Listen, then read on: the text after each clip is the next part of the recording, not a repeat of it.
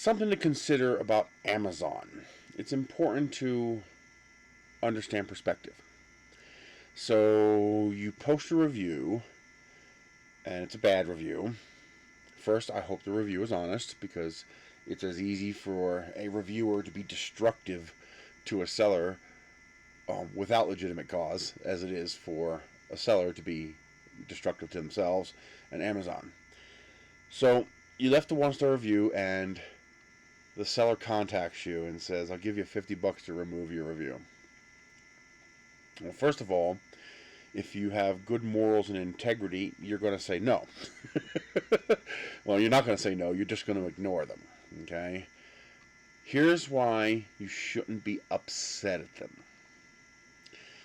They're desperate to earn a living. They're making razor-thin profits. And they're playing by rules Amazon put in place. Now, this is not necessarily Amazon's fault either, because I can't think of a better way to do it. So, let's say you got a widget. Actually, this is a pretty good example. You got a battery for Ryobi, and then this seller, he's got a battery for Ryobi too. They're the same thing. They're both Ryobi batteries. Okay, but to make it even simpler, let's say you got one of these little widgets.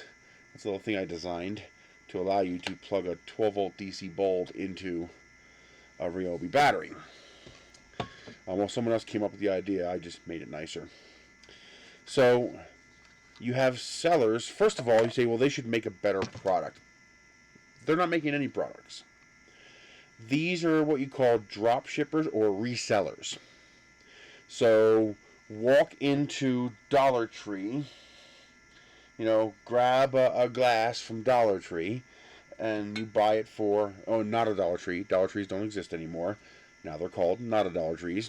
So you pay $1.25 for the glass, and you go to the yard sale and you sell it for $2. So you figured out that there's demand for this product, and people don't realize they can go to the not a Dollar Tree and get it. Or maybe there is no local not a Dollar Tree, and it costs too much gas to go to not a Dollar Tree. And so you go there, buy a bunch of those, and bring them back and sell them in your local shop for $2. That's exactly what these resellers are doing.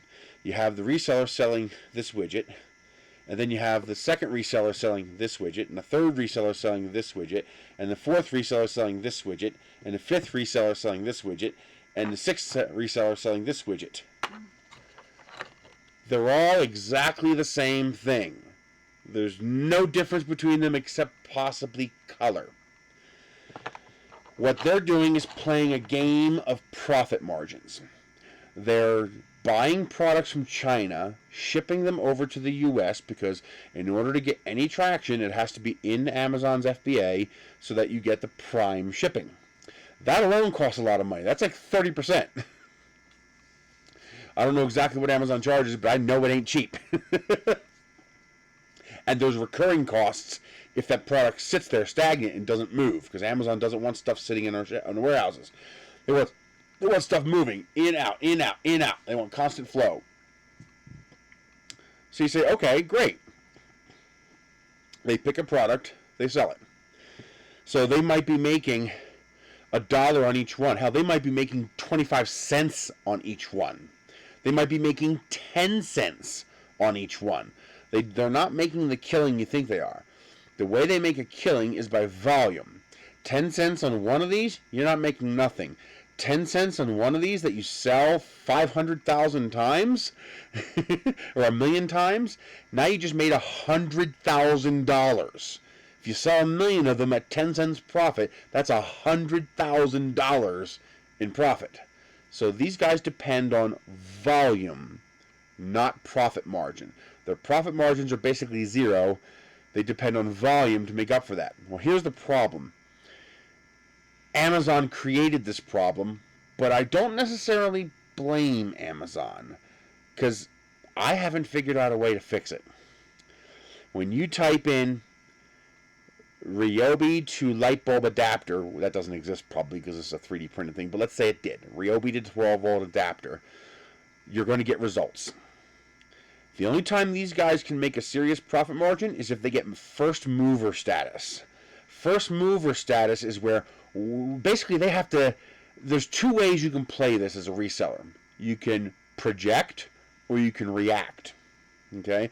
Project is where they try to estimate based on what they're seeing on social media, what they're seeing on websites, what they're seeing in communities.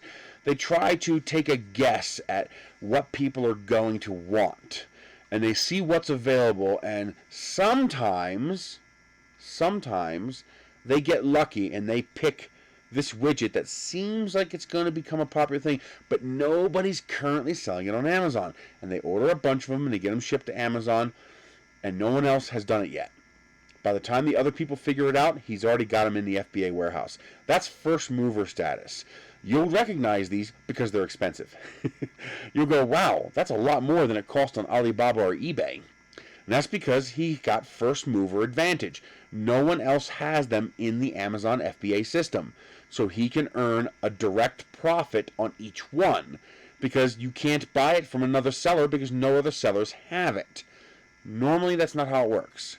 Normally, it's reactionary. They realize, oh, these are becoming popular. So 50 sellers all place an order from, Alibaba, China, Direct, whatever, and get it shipped over here on the longboat, and 3 weeks later, you see a whole bunch of these pop up on Amazon. Well, now that there's 50 of them selling it, the price is going to be just a little bit above what it is in China, because they're going to have to be competitive with each other. So the profit margins are going to be very, very small. Those sellers depend on volume. Now, the way the Amazon system is rigged, I say rigged because, well, it is. It's not rigged as in Amazon's going, I'm going to fuck these people. No, it's not that. It's the nature of what it is. Well, ultimately, it's pure capitalism. You see, in the U.S., we don't have capitalism anymore. We have feudalism. But in China, capitalism is alive and well, which is why you can get dirt cheap stuff like this. So when you have 50 sellers all competing for your business, that's capitalism. And the result of that is the price goes down a lot, and you can get things really, really cheap. So the first mover, let's say this was $5. The first mover might be able to sell this for $10, $12 each. But once you've got 50 people selling them, they're going to be like $5.50 a piece. Just above, enough to make them a few pennies on each one. Maybe 10 or 20 cents on each one, maybe $1 on each one. It's not a lot. They're not making a lot of money. But there's a catch. With Amazon, there is no gray area. You're either 100% or zero. You're either succeeding or you die. You're dead. And the way this works is page 1 or page 2. If you must be on page 1. You might be able to survive on page 2 if there's enough meat on the bone. Meaning if the price is high enough that lower volume still nets you a profit. You might be able to survive on page 2. On page 3, nail yourself to the nearest wall and bleed out because you die. It's that simple. If you're on page 3, you're dead. There's no middle ground. There's no, I can make a good product. They're not making the product. They're drop shipping these things from China, okay? They're not making the product. They can't change the product. Not yet. We'll get into that later. So if you're on page 3, you're dead. Not you're hurting, not, work harder and get yourself to page 1 or 2. No, you're dead. You have a limited window to get yourself on page 1 or page 2, or you die.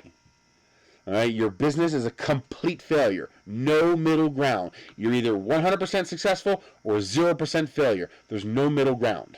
And that's created by the Amazon review system and Chinese drop shipping capitalism. That's what creates that system. Now you're thinking, well, that makes Amazon a bad guy. No, there's not much Amazon can do about it. I mean, I've been trying to think about it for the last half a decade. I can't think of a better way for Amazon to do it. It's the nature of what it is. There's not a whole lot Amazon can do. So, what's important is not whether or not you have a better product. That's irrelevant because you're all selling the same product. It's not like product A is competing against product B. This is not a Betamax VHS. This is not a HD DVD versus Blu-ray, and you have two competing formats, and maybe marketing will win, maybe a superior product will win. No. this is Blu-ray versus Blu-ray versus Blu-ray versus Blu-ray versus Blu-ray. And they're all selling the exact same Blu-rays with the exact same covers and the exact same titles. It's about number of sales. 5 million people are going to buy this product. The top 10 sellers are going to get 90% of those sales, 99% of those sales. The top 10 sellers. Who are the top 10 sellers? Not the best sellers, not the best customer support, not the best product, because again, they're all the exact same product. They're all a reseller. What's the top 10 sellers? The top 10 on the first page of the search results. Period. That's it. Whoever the first 10 entries are when you type in Ryobi 12-volt widget, or whatever widget you're looking for, impulse massager, that massage gun, so when you type in massage gun, those top 10 or top 20 listings, those are the winners. Everyone else is the loser, even though the product is identical. So the only thing they can do to alter their position on the search result listings is to alter the criteria that Amazon uses to determine who is on those results pages. And that's determined by reviews. So the guy wants you to delete that review because it's damning to him. That one negative review might put him from page 2 to page 5. He's done. He'll need 10 positive reviews to make up for that one negative review. And that's just damning to him. He, as a business, he will fail. And you say, well, he should have a better product. Well, why do the people on the first 10 pages have a right to succeed? It's the exact same product.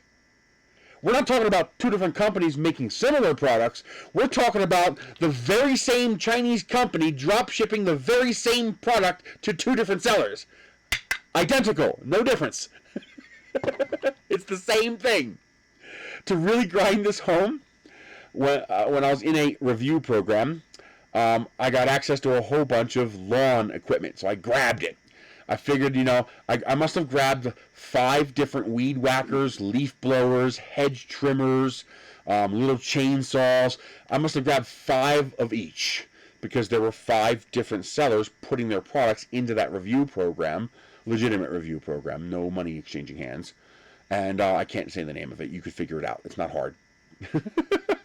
I'm not in it anymore, but when I was in it, I must have gotten 6 or 7 different weed whackers, 6 or 7 different little chainsaws, 6 or 7 different little hedge trimmers and leaf blowers, and I opened 2 of them up, and then there are 2 different companies. This gets into where you can begin to develop brand loyalty. That comes later, but that doesn't apply to little things like this. That only works with certain niche brands. Sometimes, like Anchor is one of those. Who's the one who got kicked off of Amazon because they were paying for reviews? It wasn't Anchor, it was another one.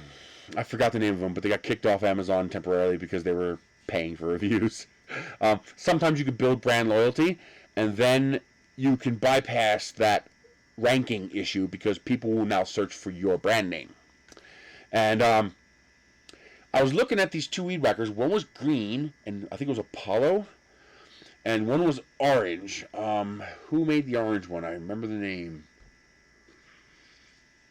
Oh, I forgot the name of it. Just look for the orange power tools on Amazon. You'll see the name of the company. They started off with code words. I'll get into that too. And later on, those code words became brand names because they got lucky and they were able to develop a brand, largely by picking the right products. And I was looking at these 2 weed whackers and I realized, nah. I took the battery off the orange one and it clicked right into the green one. I took the battery off the green one and it clicked right into the orange one. Zing, zing. I was like, no way! I pulled out the blue one, same battery.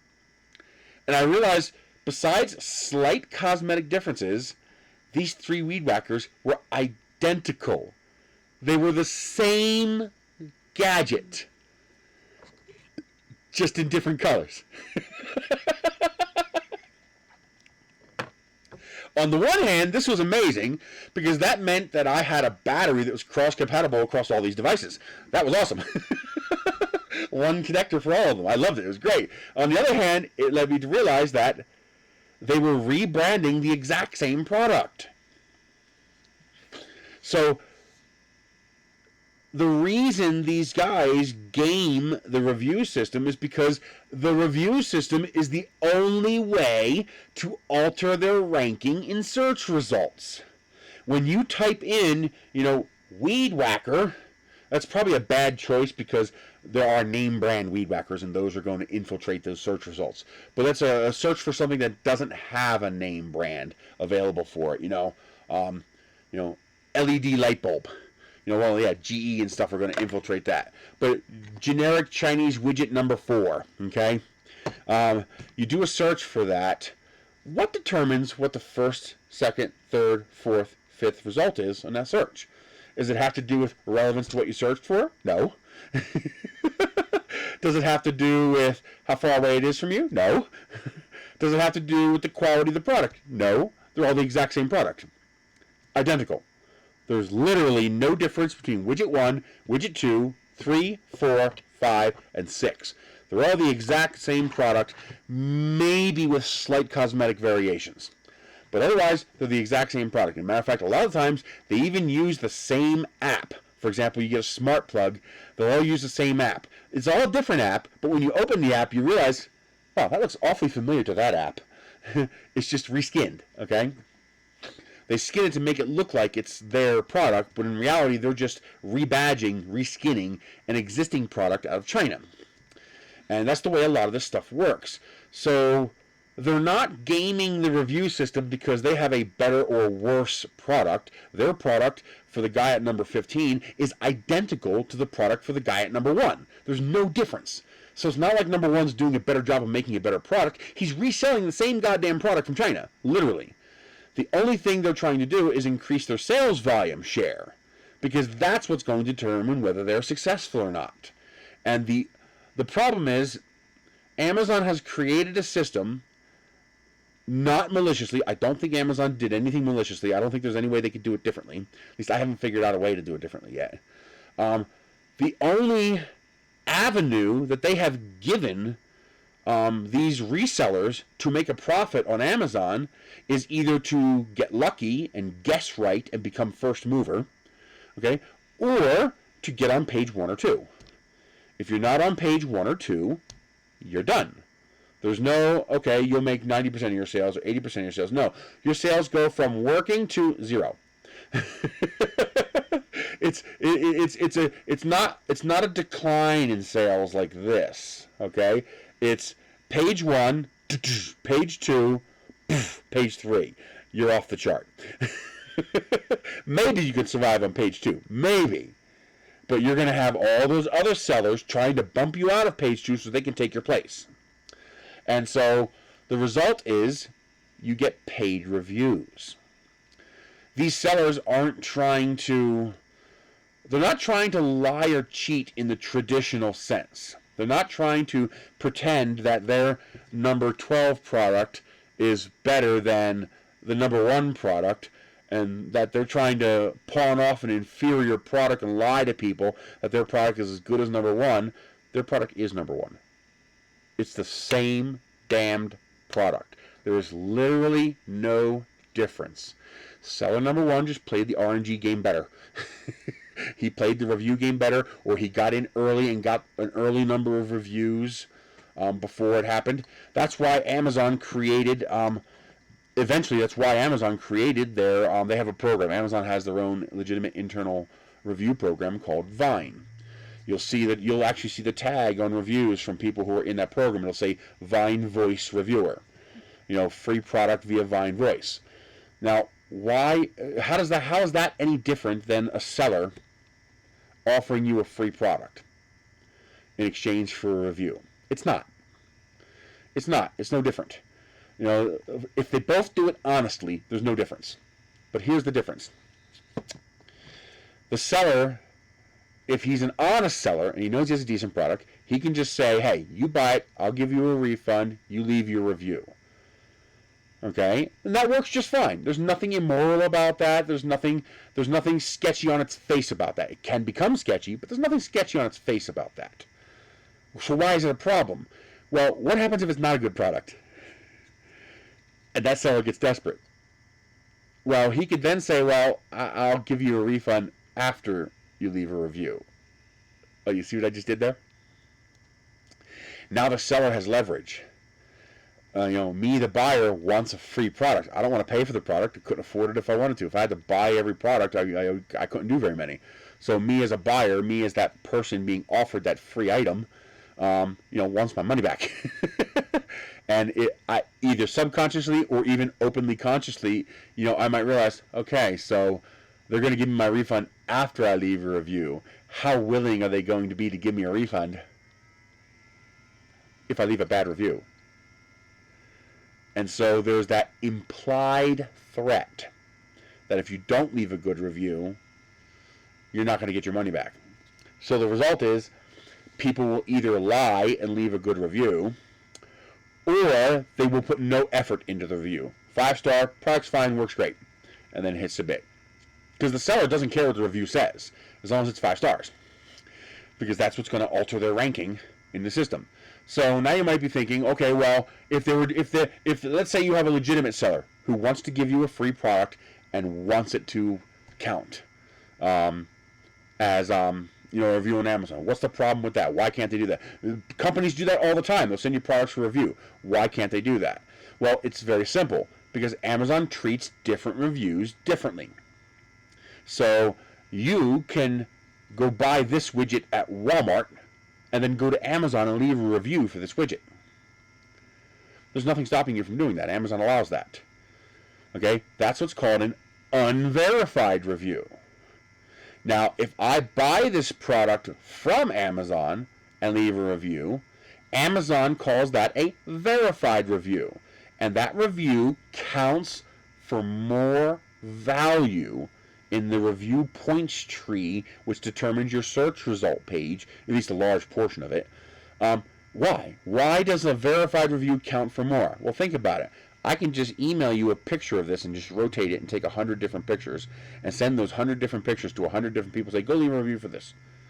You never had the object. You just got a picture and you just left the generic, yeah, it's fine, it works okay, review.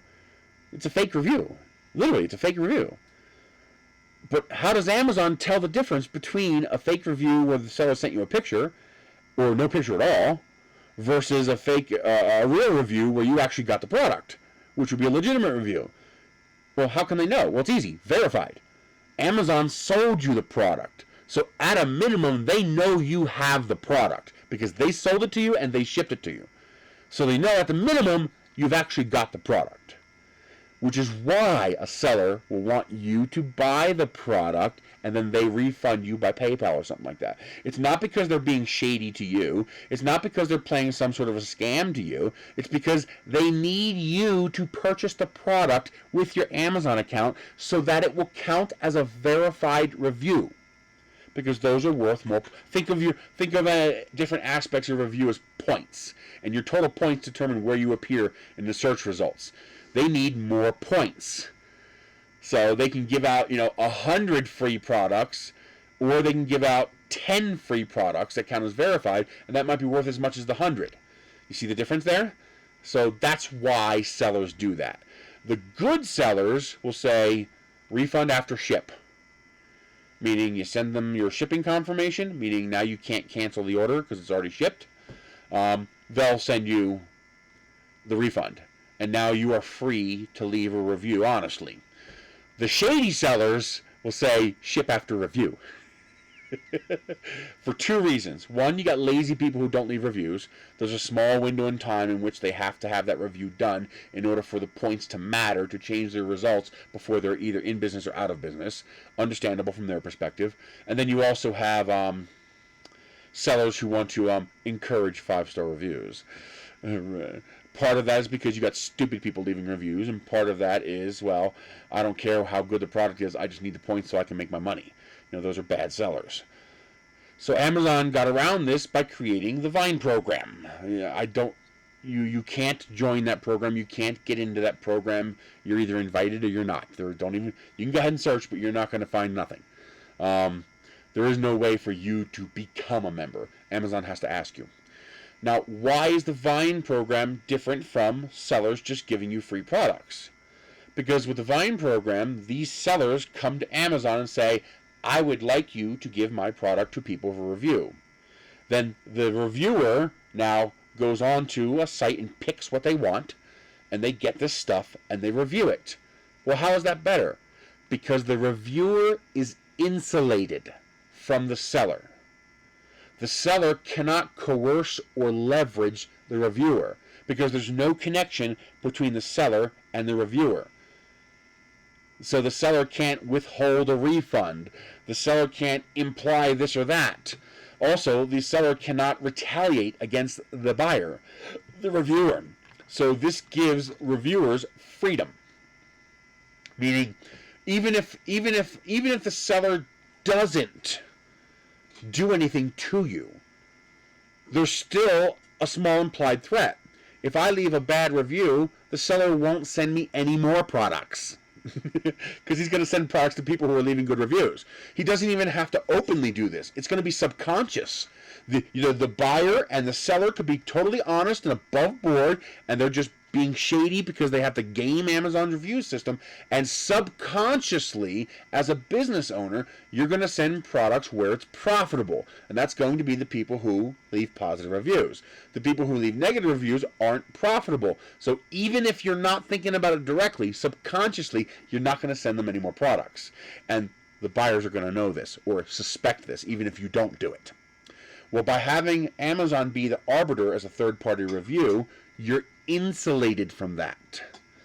Not only does Amazon not care if you leave a 1-star review versus a 5-star review, they encourage both.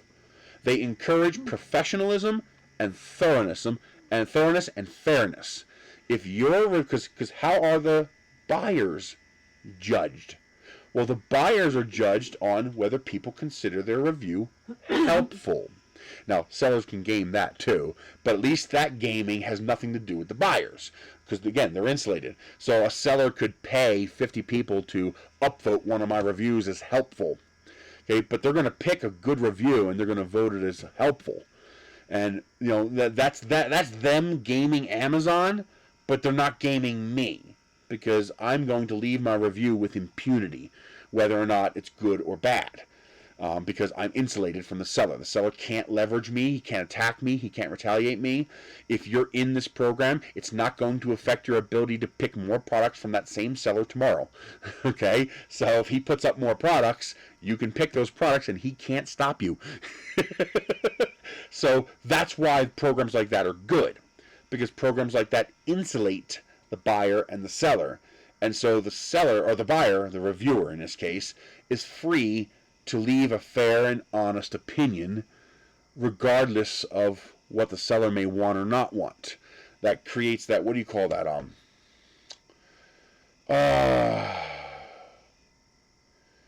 Impartial. That's the word.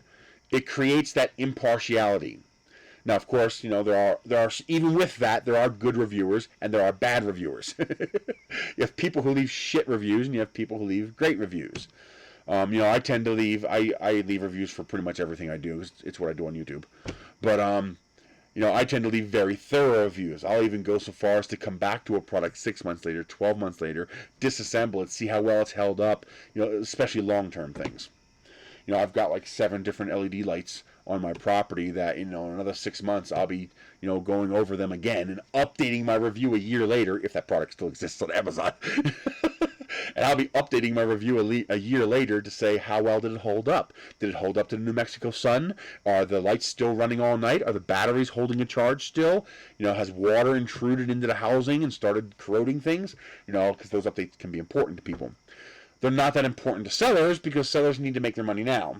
But they're important to buyers because buyers need that information. And then you've got, you know, reviewers who, they didn't like the packaging, so they gave it a 1-star review. It's like, what? The seller didn't bend over and suck my peen, so I want to give him a 1-star review. Believe it or not, most sellers want to make you happy. Most sellers, they want you satisfied. They want you happy because that's going to affect your review and whether or not you become a repeat customer, and whether or not you will give word of mouth to other people. Seller treats me right, I'm going to let other people know that, because that's what you want. It's called customer service. You get a widget on Amazon that is, something's wrong with it, ask the seller. Now, be reasonable. If you're a dick and if you're unreasonable, well, honey versus vinegar, okay? But do you know what my success rate in getting products taken care of from sellers? It's near 100%. A lot of the times, I'll guide them into the answer that I want. Like, for example, if I buy a widget like this, they're not gonna repair it. They're just gonna ship you another one. Okay? I mean, if you abuse this, well, you're gonna get caught. Don't. But if this gadget's genuinely broken, I take a picture of it. I show that it's broken. I mention, now if I can fix it, I say, okay, I fixed it. But this is something you might want to look into in the future. If I can't fix it, I say, hey, I can't fix this. This is what's broken. Can you send me another one? And I give them my address and phone number. Make it very, very easy for them. A lot of the times, they're going to ship it direct from China because it's cheaper than taking stock out of their Amazon FBA to ship it to you. So they'll ask you for a name, address, and phone number. International shipping requires a phone number. That's why they ask you for a phone number. If you don't want to give a phone number, just give a fake one. They're not going to know because they're never going to call the number. The customs forms just requires a phone number. And 99% of the time, they'll send you another one. If you're reasonable and fair and your request is legitimate, they'll send you another one. If it's a large, expensive thing, they'll send you parts. I had a canopy that failed. A gust of wind picked it up and messed it up pretty good, and it should have been able to handle that. It was borderline. It was a yard sale, and the wind grabbed it. And I was like, can I get just the parts to fix it? Here's the pieces that are broken. And they said, no problem. And then the one guy said, can you pay the shipping? Because technically it wasn't a warranty issue. It was the wind damaged it, and these things aren't designed to handle heavy wind, and that's a known thing. So he compromised with me. He said, because he was going to send me a bunch of things onto, like 17 different parts, the poles and the fittings to repair. Because thankfully these are commercial grade tents, so they're actually repairable. There's actually nuts and bolts holding everything together. So I could actually disassemble it and replace the broken components. So he said, can you, send me $30 for shipping, and then I'll send you whatever parts you need. I was like, sure, that's totally fair. I PayPal'd him $30. He sent me a whole new tent. I guess when they realized how many parts I needed between the two of them, he just sent me a whole new tent, which is great because I can now take parts from that one. Actually, I'll just keep that one as the new one he sent me as one tent, and then I'll disassemble the more broken one to scavenge for parts to fix the other broken one, and I'm back to my two tents. I'm very happy with that. It's a very good result. Sometimes you'll have, if it's a major seller, like Sony or Shark or something like that, you'll have to go through their normal support. But again, you go through their support, you explain what's wrong, you do as much diagnostics as you can first, they'll make it right. I got this Sony Bravia OLED TV. It came with the corner cracked. We went through the diagnostics. I sent them a picture of the cracked corner. They can see that it was the same day it was delivered. And they said, okay, no problem. Put it back in a box. Thankfully I kept the box, and I crudely got it back in the box with the styrofoam. It wasn't fully packed, but it had the styrofoam on the two ends, and the box was taped up. They sent out a truck. He picked up the old one, and they sent me another one. Shark, they sent me the part that was broken. Once we got pictures and I showed them the down pipe with the broken plastic part, they sent me that replacement part. Most sellers will make it right. Just be fair. Things get damaged in shipment. That happens. Sometimes it's the seller's fault, poor packaging. Sometimes it's Amazon's fault, putting a glass jar inside of a poly bag. What the fuck are you thinking?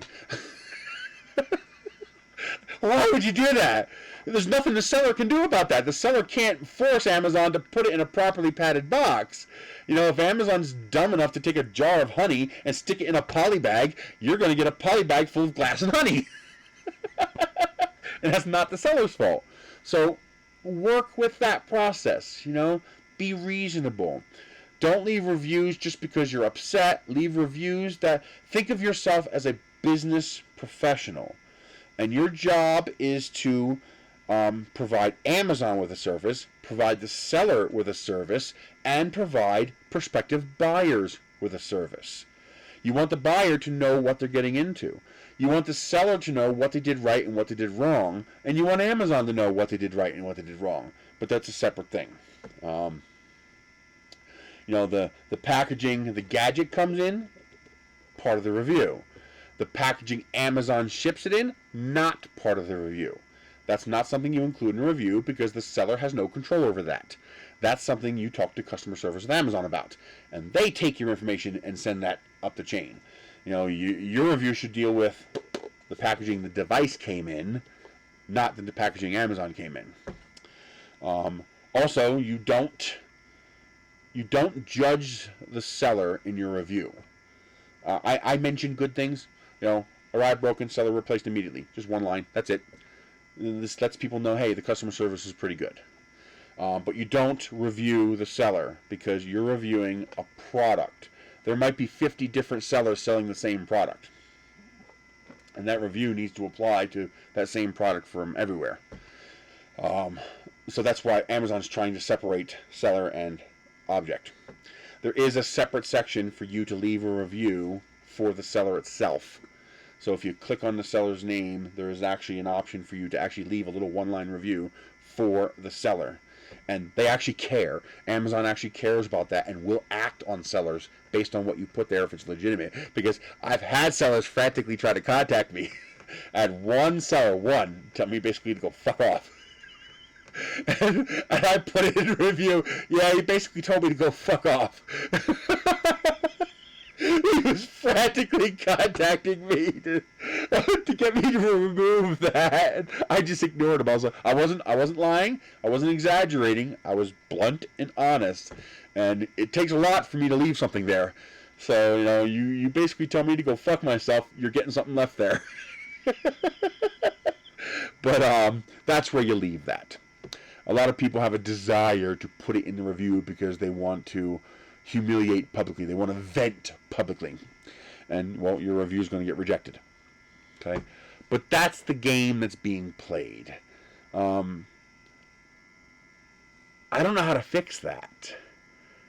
So when you get a guy who replies to you and says, hey, I'll send you $50 to remove your review, don't be mad at him. Understand where he's coming from. I'm not saying he's right. I'm not saying what he's doing is good. But I'm talking about understanding. He's playing Amazon's game the only way he can. If he does something bad or says something threatening, okay, that's different. You report the guy. Even though he's impotent, he can't do anything to you.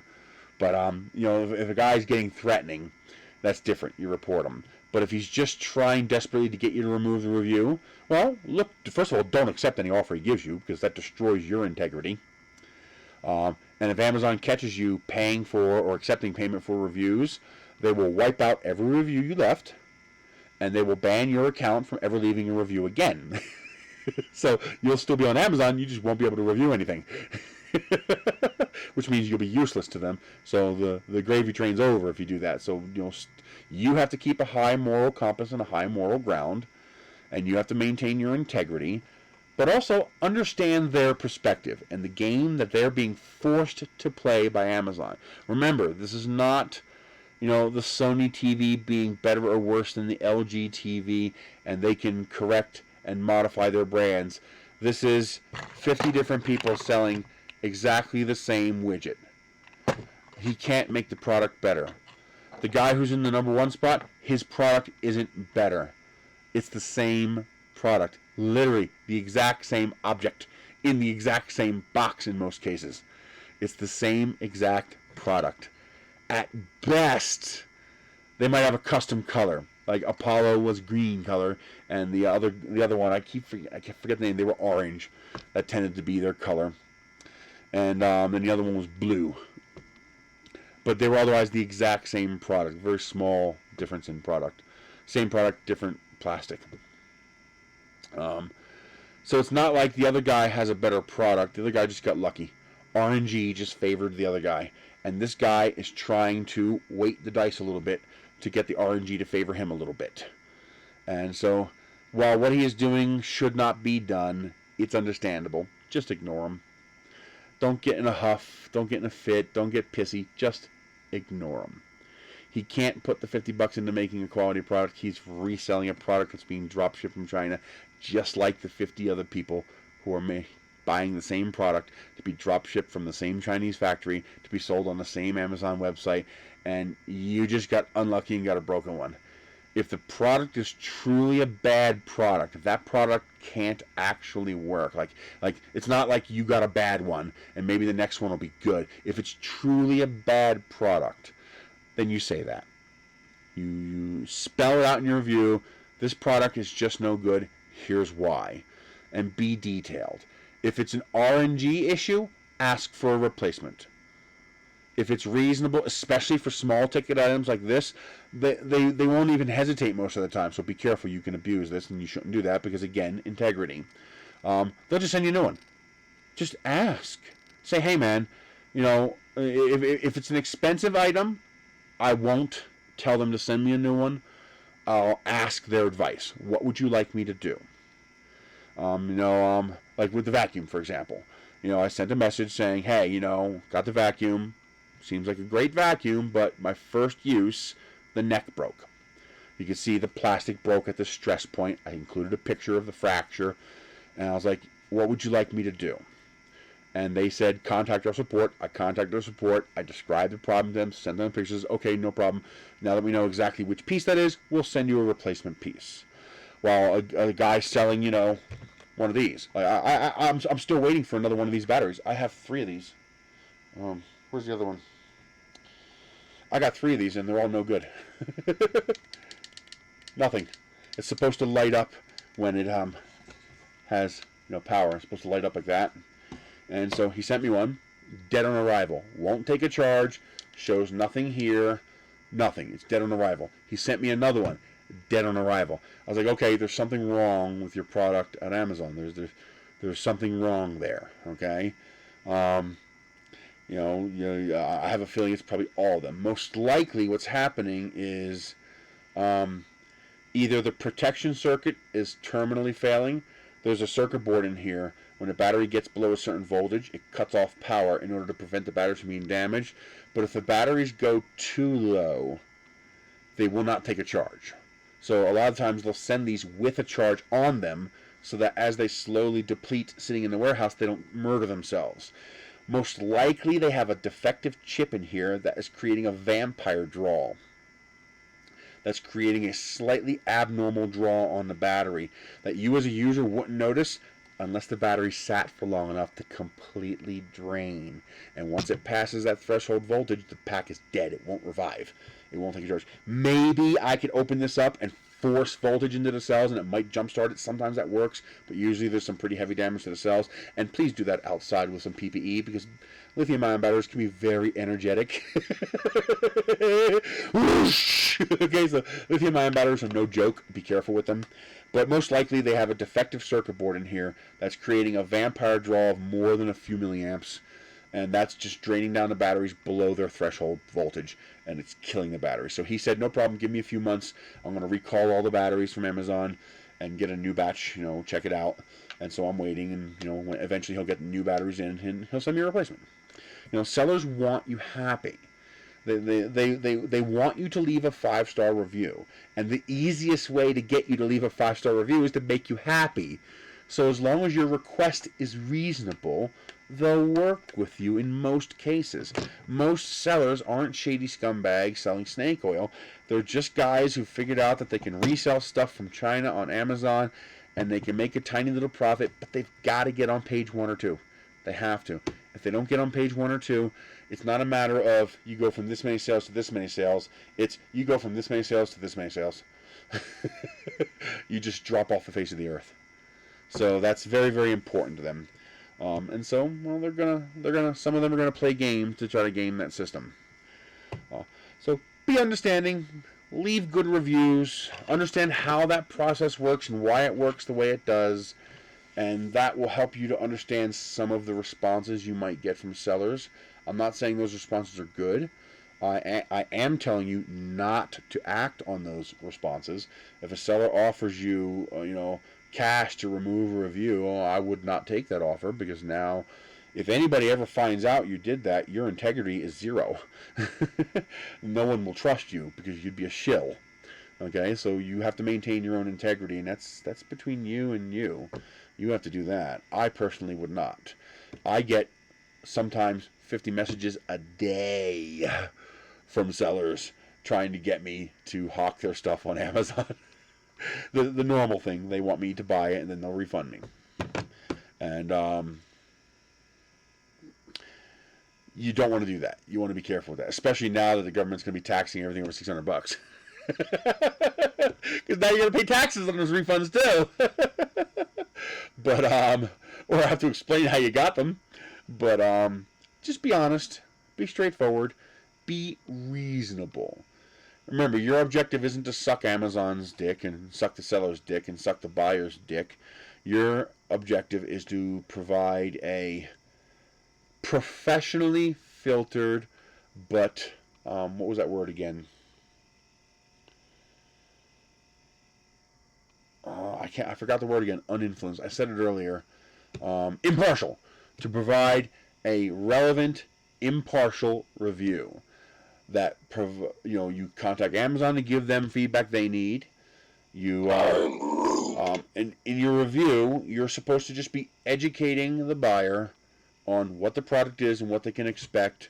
Did it work like it was supposed to? Any issues? Could you work around those issues? Things like that. Just, you're supposed to be a professional. You're not here to yell at the seller.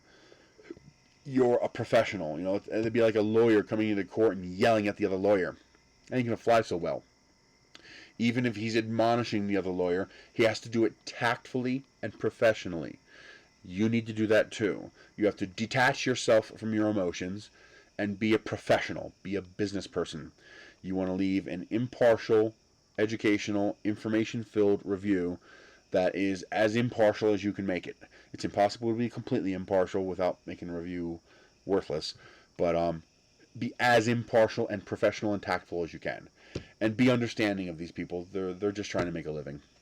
That doesn't mean you have to play their game, but that also means you don't have to flip your shit and lose lose your integrity over. Oh my God! He offered me $50 to leave my review. How dare him! He's just playing the game. He's just playing the game by Amazon's conditions that they set up and that determine whether he succeeds or fails. And this is the only avenue he has. He can't make the product better. They're all selling the same product. So if the first thought to your mind is make a quality product, you have the wrong thought. Okay? Wrong thought. Because the number 1 seller and the number 10 seller are both selling the same product. It's not a similar product. It's not the same type of product. It's not a 65-inch Sony and a 65-inch LG. It's a 65-inch Qualcomm and a 65-inch Qualcomm and a 65-inch Qualcomm. Okay? Sony and LG, they make different TVs. This guy and this guy, they don't make these products.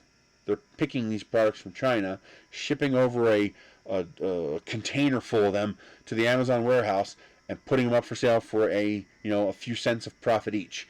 Okay? They're selling the same product. So if you think that the person at the number 1 position has a more quality product while selling the exact same product, you're delusional. It's the same product. Keep that in mind. Also, a big thing people don't keep in mind is that, for example, I could leave a 5-star review for, a cheap Chinese product, and I can also leave a 5-star review for a Victorinox knife. How can both have a 5-star review? Because my review is also relative to the value of the product. I am not going to hold a $10 knife to the same standard level of quality expectation that I would hold a $150 knife. They're going to have different expectations of quality and what kind of performance I expect out of them. So this $15 knife is judged based on its $15 price tag, based on what I expect from a $15 product. That means I'm actually going to be harder on the Victorinox product. I'm talking about Swiss Army knives, because they're charging me $150. Give me my $150 in value over the $15 product. Okay? So you judge according to price. You don't judge a $15 product the same as you would a $150 product. You don't judge a $150 product the same way you would judge an $800 product. The price comes into the equation when you're judging value. You're not supposed to mention price in the review, but it should influence your review. If you think you're going to get an $800 value from a $150 product, I got a bridge to sell for you. Okay? So just play the game. Work the process.